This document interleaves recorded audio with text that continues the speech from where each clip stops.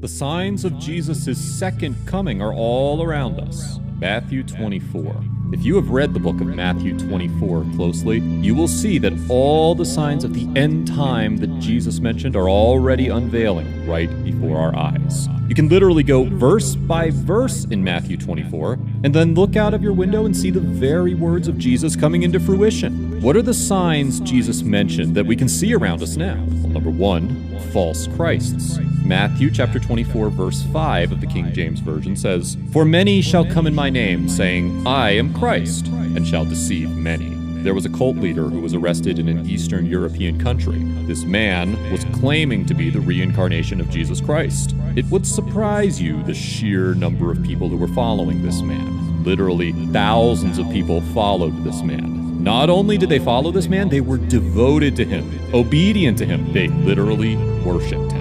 And this man who claimed to be Jesus Christ is not the only one to make this claim. Throughout human history, we see time and time again people claiming to be Christ. We can see Matthew chapter 24, verse 5 coming into fruition with this new belief that's poking its head in some quote-unquote churches. People are claiming to be Christ. Not Jesus Christ himself, but rather a Christ. They argue that Jesus Christ is not the Christ, but rather a Christ. You see, the word Christ comes from Christos, a Greek word meaning anointed. It is the equivalent of the word Mashiach, or Messiah in Hebrew. So, to be the Christ, or Messiah, is to be the anointed one of God. What they argue is that Jesus Christ found a higher form of living and became a Christ. And we too can find this higher living and become Christ. The reason why this is so insidious is because it is sponsored by the Antichrist. 1 John chapter 2, verse 22 says, "Who is a liar but he that denieth that Jesus is the Christ? He is Antichrist, that denieth the Father and the Son." Brothers and sisters, let me be clear. I know that the church argues about so many doctrines that are not heaven and hell issues, but the doctrine of Jesus Christ is so important. The doctrine of Christology is so important. What is Christology, you may ask? Well, Christology is the study of the nature, person, and work, role in salvation, of Jesus Christ. You need to understand of who Jesus Christ is and how we as the body of Christ relate to him. Jesus is the one and only door to God the Father. Don't allow anyone to tell you otherwise. John chapter 10 verse 9 says, "I am the door. If anyone enters by me, he will be saved and will go in and out and find pasture." These things are happening around us, and Jesus has told us about them. Seeing all these things happen should not bring fear to us, but prepare us and make us know for sure that Christ is coming soon. Number 2, there will be wars and rumors of wars. Matthew chapter 24 verse 6 says, "And ye shall hear of wars and rumors of wars. See that ye be not troubled, for all these things must come to pass, but the end is not yet." One of the things that Jesus said will happen and is happening in the world now is war, and especially the rumors of war. There are rumors of war everywhere, and we wake up to hear about some countries planning attacks on another country. These rumors have always been here, and it has not stopped. Number 3, there will be an increase in sorrow. Matthew chapter 24, verse 7 of the King James Version says, "For nation shall rise against nation, and kingdom against kingdom, and there shall be famines, pestilences, and earthquakes in diverse places." Jesus made it clear that all of these will be part of the last days, the perilous times. You need to focus on Jesus, the author and the finisher of your faith. The truth is that all of these will make life hard. They will make you want to give up. You are constantly seeing wars. You are constantly hearing about people dying, and you don't know what to do. You feel like you're not safe. You feel like you cannot take these evils in the world anymore. Jesus said you should not be discouraged because of this. He said you should not be troubled. If you want the peace of Christ, then you should not focus on these political and natural disturbances, but focus on Christ. God told Joshua the same thing. There was war in the time of Joshua. He just became the leader in Israel, and it's normal for that young, innocent man to be anxious. But God told him not to be discouraged. Jesus is telling you the same thing right now, that you should never be discouraged by anything. No matter what happens in this world, no matter what the government does in the country you live in, don't be discouraged. Don't live in fear.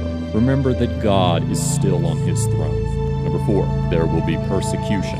Matthew chapter 24 verse 9 of the King James Version says, "Then shall they deliver you up to be afflicted, and shall kill you, and ye shall be hated of all nations for my name's sake." The issue of persecution should not be something new to us. Persecution did not start in this generation. It has always been in existence since the time of the apostles. It is not until one is killed or jailed for preaching the gospel that one is persecuted. If you are being mocked for preaching the gospel, if you are being rejected for being a true Christian, that's a form of persecution. Jesus said that the true Christians will be persecuted. They will be afflicted for his sake. If you are a genuine Christian who is following the order of God, there is no way you would not have been persecuted before.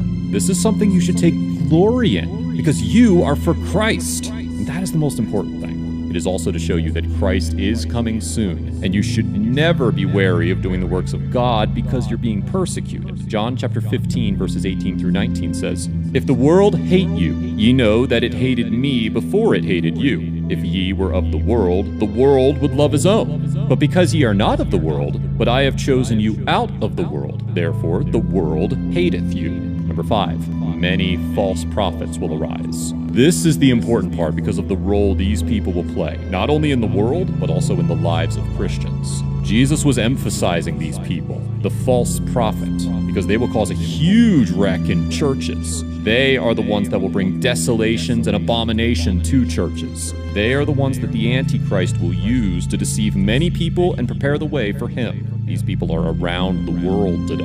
Matthew chapter 24, verses 11 through 12 of the King James Version says, "And many false prophets shall rise, and shall deceive many. And because iniquity shall abound, the love of many shall wax cold." Matthew chapter 24, verses 24 through 25 of the King James Version says, "For there shall arise false Christs and false prophets, and shall show great signs and wonders, insomuch that, if it were possible, they shall deceive the very elect. Behold, I have told you before." These false pastors and prophets use false spiritual signs and wonders to lure people to the wrong path. The opposite of truth is false, a lie, or deceit. We should remember what the Bible says about how we must worship God. John chapter 4, verse 24 says, "God is a spirit, and they that worship him must worship him in spirit and truth." Worshiping God involves the truth. The reason why we must worship God in truth is that there is nothing false about God. He is the God of truth. Isaiah chapter 65, verse 16 says, "That he who blesseth himself in the earth shall bless himself in the God of truth. And he that sweareth in the earth shall swear by the God of truth, because the former troubles are forgotten, and because they are hidden from mine eyes." Because God is the God of truth. Everything he does is always in truth. In whatever way God manifests, it must be in truth. How do we know the true way God manifests?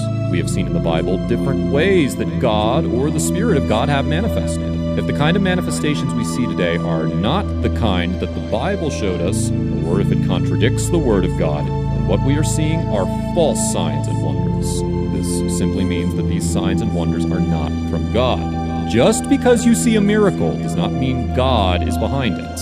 We need to be careful and not just follow signs and wonders. Allowing these false signs and wonders in our midst as a church will pose a danger to the real and doctrine of truth. By this I mean anyone could enter into a church and use false signs and wonders to slot a false doctrine into the true doctrine. This is how many people get swept away from the truth and follow lies. There are several verses of the Bible where false signs and wonders are being taught. It might not have been mentioned directly, but the teachings are all about false signs and wonders.